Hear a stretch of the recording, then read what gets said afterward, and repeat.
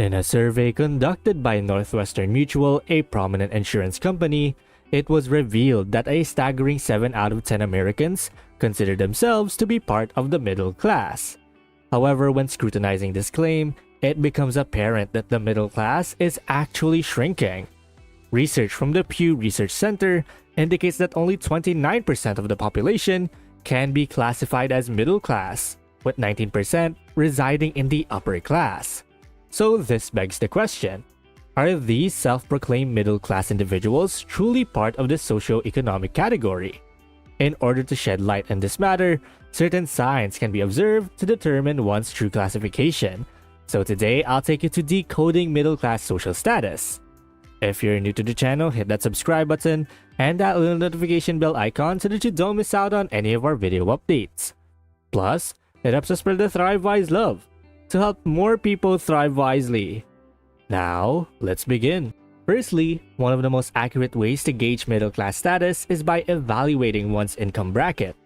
Annual earnings between $50,000 and $125,000 generally place individuals within the middle class. Nevertheless, it is important to note that mere income is not the sole indicator. It is the choices made with that income that truly define whether someone belongs to the middle class. Some individuals within this category refrain from indulging in extravagant expenses, such as lavish memberships or expensive luxury items. Instead, they choose to invest a significant portion of their income, allowing their investment portfolios to grow and acquiring appreciative assets that enhance their net worth. This starkly contrasts with those who earn $50,000 but spend as though they were millionaires, highlighting the distinction between the true middle-class behavior and mere income level. Another sign to consider is one's familial background. 8 out of 10 adults who belong to the middle class have parents who were either lower or middle class themselves. According to recent research, 27% of middle-class individuals grew up with lower middle-class parents, while 44% had parents belonging to the middle class. Economist Raj Shetty's study further reveals that children born into poverty in certain cities face limited upward mobility. Furthermore, Americans frequently move in and out of the middle-class category across different generations. Shetty's research found that 15% of the middle-class citizens grew up in upper-middle-class backgrounds, while 14% came from lower-income households. This intergenerational movement highlights the fluidity and complexity of the middle class as a social construct. Optimism about the economy is another characteristic often associated with the middle class. Those within this socio-economic group tend to be more positive about the future economic outlook and exhibit a belief in growth. Research demonstrates that 47% of middle-class individuals believe the economy will improve in the coming years, compared to 43% of the population as a whole. This optimism reflects a certain level of stability and confidence in their financial standing.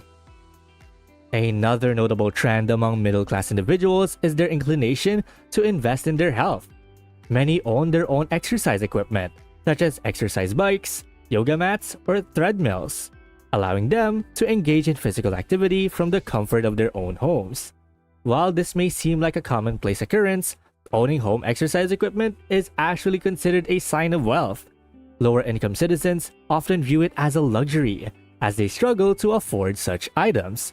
Therefore, the presence of gym equipment in middle-class households signifies their ability to prioritize health and well-being.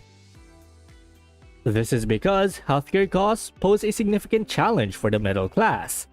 While individuals in lower income brackets often qualify for Medicaid, providing them with free medical care, as soon as they transition into the middle class, they are forced to bear substantial premiums for healthcare. This is particularly burdensome for those who are self-employed and lack employer-provided coverage. Insurance premiums can amount to hundreds of dollars, which can be financially taxing. Statistics indicate that high medical bills are one of the leading causes of bankruptcy in the United States. In contrast, the wealthy do not face such issues as they typically have extensive insurance coverage that covers all of their costs. However, the middle class, focused on acquiring luxury goods they may not necessarily need, often struggle to afford these high premiums. Next, we delve into the importance of having an emergency fund. Startling research from The Atlantic reveals that 47% of Americans do not have $400 readily available in cash to cover unexpected expenses. Despite leading comfortable lives, many middle-class individuals find themselves living paycheck to paycheck. So in the event of an emergency such as car troubles requiring new tires, they often lack the resources to handle such situations. They may resort to relying on credit cards, which may ideally be a last resort. Failing to establish an emergency fund places individuals in a precarious situation, leaving them vulnerable to financial hardship. It is crucial to set aside enough savings to cover at least 3 months of expenses in case of job loss or a need for a transitional period. Wealthier individuals, on the other hand, possess ample savings that act as a cushion during emergencies, providing them with financial security. By the way, if you're enjoying this video, please take a moment to like and subscribe. It really helps us spread the ThriveWise love, so we can help more people thrive wisely. And going back, now let's explore the television preferences of the middle class. Research conducted by The Wrap indicates that the middle class individuals enjoy watching reality shows such as The Bachelor, MasterChef, and America's Got Talent. These shows provide a form of entertainment that appeals to their tastes and interests. In contrast, individuals in the lower class gravitate towards shows known for their fights, dramas, and shouting matches, such as Jerry Springer or Judge Judy. These shows cater to the desire for entertainment that mirrors their own experiences. So, interestingly, wealthier individuals tend to prioritize reading books over watching television shows, reflecting their inclination towards intellectual pursuits and broader cultural engagement. Another intriguing aspect of the middle class is their penchant for knockoff clothes. Despite their admiration for designer brands, many middle-class individuals simply cannot afford the real thing. So in their desire to display affluence, they turn to purchasing counterfeit versions of designer items. Unfortunately, these knockoffs are often poor quality, but the middle class prioritizes appearances over authenticity. Research reveals that a staggering 90% of Louis Vuitton merchandise in the United States is actually counterfeit. In contrast, the wealthy upper class places a higher value on quality and can discern the authenticity of designer items due to their familiarity with the genuine products. They tend to purchase from verified designer outlets and are more selective in their purchases. The middle class also have a tendency to be social media addicts. Individuals in this socio-economic category use social media on a daily basis, constantly updating their social pages. While social media serves as a channel for interacting with friends and family, it has also become a measure of their self-worth. The middle class often evaluates their value based on the number of likes and followers they receive, engaging in a constant comparison of social media interactions in an attempt to garner the highest number of likes. However, it is important to recognize that true happiness cannot be derived from seeking validation on social media platforms. Housing preferences also differ among socio-economic groups. While the middle class consists of individuals who both rent and own homes, renting is often associated with this category. The Pew Research Center has found that the demand for rental spaces has grown significantly since the 2008 financial crisis, with close to 43 million Americans renting their houses or apartments. Individuals living below the poverty line or in the lower class often resort to living with multiple roommates to split rental bills or are forced to live with their parents or relatives.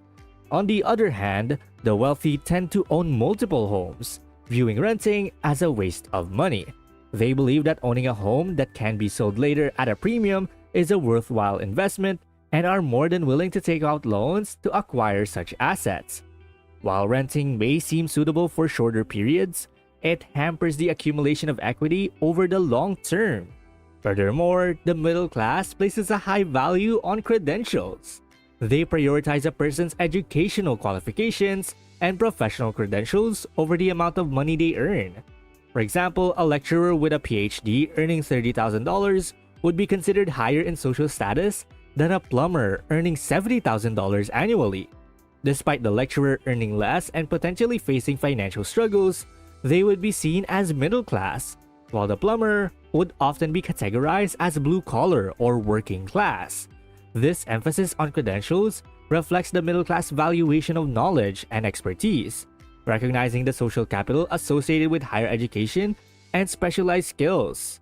Well, that's basically decoding middle class social status. And thank you guys so much for watching today's video. And hey, it seems that YouTube thinks that the next video can completely transform your financial situation. Watch it to find out whether they're correct. And please don't forget to click the subscribe button to see more videos on how to thrive wisely. Till next time.